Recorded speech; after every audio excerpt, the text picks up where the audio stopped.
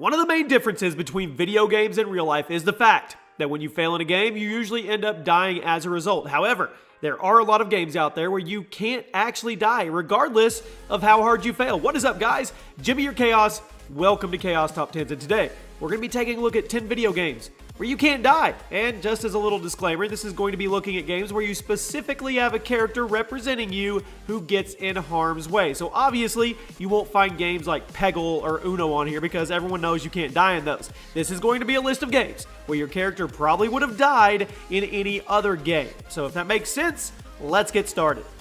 Be sure to enter the monthly $200 Amazon gift card here on the channel. It's really easy to enter. All you have to do is like the video, make sure you're subscribed to the channel, and turn on your notifications for a chance to win. Leave a comment why you want it with your Twitter handle, and I will pick the winner at the end of the month. Good luck.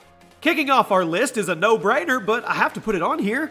Deadpool, that's right, the game based on everyone's favorite mercenary. This game was developed by High Moon Studios and released in 2013 to decent average reviews due to the great humor but the repetitive gameplay. The Deadpool game definitely didn't pull any punches when it came to the violence, as you can slice people to ribbons, you can do anything, just anything you want to reduce your enemies to a bloody pulp. But just like in the comics, Deadpool can't actually die in the game, regardless of how many times he gets blown up, dismembered, or split in half. If you lose half your health, you simply go to this black screen where Deadpool gives you a snarky comment for letting him lose the fight, and then you'll be right back in the action. This was a nice little touch that kept the game close to the source material, since I imagine it would have been kind of difficult to create a video game based on a character that can't really die in combat. At number 9, we have Mario Kart, and this is an extremely popular racing series and friendship destroyer. That's right. Many a friendship have died from this franchise. It started all the way back in 1992 with the release of Super Mario Kart for the Super Nintendo Entertainment System, and then it was expanded upon with Mario Kart 64 in 1996 and Mario Kart Double Dash in 2003. Despite the fact that you launch shells at people, you send them flying off the track, or even turn yourself into a giant bullet and smash into your opponents, you can't actually die in this racing game. If you manage to get thrown off the stage, you're just going to be grabbed by Lakitu and placed right back on the course. You are, in all sense, invincible. At number 8, we have Batman Arkham series, and this is the critically acclaimed superhero trilogy from Rocksteady Games. Throughout this series, you play as the Dark Knight as he faces off against just about every villain from the comics and does his best to keep Gotham safe. But despite the amount of killing that happens in the series and the pretty violent ways that Batman can be taken down, you can't actually die in the Arkham games. If you end up losing all your health, you'll be shown a cutscene of the current villain mocking you before the screen goes black. But you technically never die. This was likely to keep the game rated T instead of M, as those games were riding right in the middle line of those two ratings as it was, and you always want to go to the side of T if you're the publisher because you can sell more copies. At number 7, we have The Sims. Now, The Sims is a long running franchise that kicked all the way off back in year 2000. It's still going today, although it may have hit a dead end with The Sims 4 due to the poor fan reception. This series is all about life simulation and playing God to a civilization of people, but throughout the game, you can't actually die yourself. In fact, you can't even really fail when doing most things, since the game is all about you doing your own thing and finding your own way to have fun. So I guess putting this game on the list would be a little bit cheating, but it's my video, it's my list, I'm going to put it on here. At number 6, we have Pokemon, and this is a game, it's very careful with the way it words its actions in order to maintain that elusive E rating, okay? The Pokemon game started back in February of 1996 and quickly became one of the most financially successful game franchises of all time and a huge following of passionate fans. Throughout most of the Pokemon games, you play as a trainer who ventures around the game world, finding and training various Pokemons in hopes of becoming the world's best. However, it is not actually possible for the player character or any of their Pokemon to die, regardless of how much damage they take. If your Pokemon gets absolutely destroyed in battle, they will simply be knocked out. They'll take a little nap, and you can take them to the nearest Poke Center to heal them up. And you as a trainer, well, you're pretty much invincible as well. Cracking into the top 5 today, we have Splatoon. This was Nintendo's attempt to break into the multiplayer shooter market, and quite honestly, they managed to pull it off quite nicely, especially with the sequel. The first Splatoon game was released for the Wii U in May of 2015, and Splatoon 2 launched for the Switch 2 years later.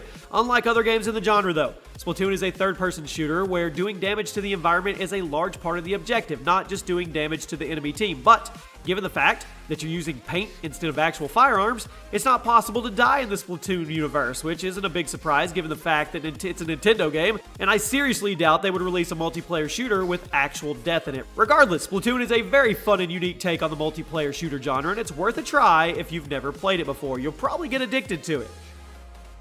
At number 4, Grand Theft Auto. You're already typing away in the comment section. You're insane, Jimmy. This can't be on this list. Now, hold on. I know what you're thinking. Obviously, it's possible to die in Grand Theft Auto. Or is it? Let me ask you guys a question. What happens when you die in GTA? You respawn at the hospital, right?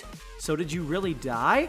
It's a pretty small detail that a lot of people overlook when they're playing. Sure, you can die in the multiplayer aspects because that's a game mechanic in place for obvious reasons, but when you're playing the single player and you're just roaming around the map causing trouble, it's not actually possible to die. So, if you end up getting smashed by a truck, shot to death by the police, or you jump off a building, you will find yourself popping right back up at the exit of the hospital a few seconds later as if it never happened. The wonders of GTA Modern Medicine. At number 3, we have Fortnite Battle Royale. This is another game that is very, very careful with its wording in order to maintain that T rating. Fortnite Battle Royale is hands down the most popular game in the world right now and is a massive 100-person multiplayer shooter where you guys all drop into a large map and you have to be the last person or team left alive in order to win. When you're playing with your friends or you're watching a streamer play Fortnite, it's pretty common for you to refer to what is happening as kills because we're used to that term being used in other games, but that's not actually what they called it in the game. When you take someone down to 0, or take their health down to 0, it's called an elimination instead of a kill. This was likely done in order to help the game maintain its more lighthearted tone and also appear more appropriate for younger audiences. This is also why when you eliminate someone in Fortnite, that little drone pops up and erases their body as if it was some kind of virtual simulation instead of something actually happening. It's very sneaky Epic Games, but it makes sense.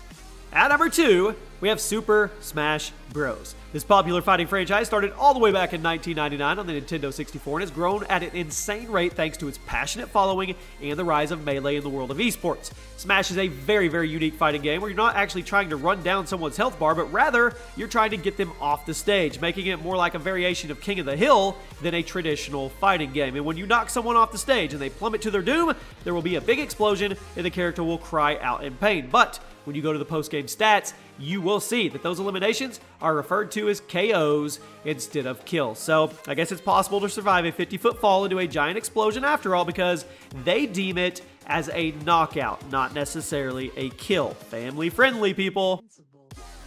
And finally, at number 1, now you're going to shake your head again, but hear me out.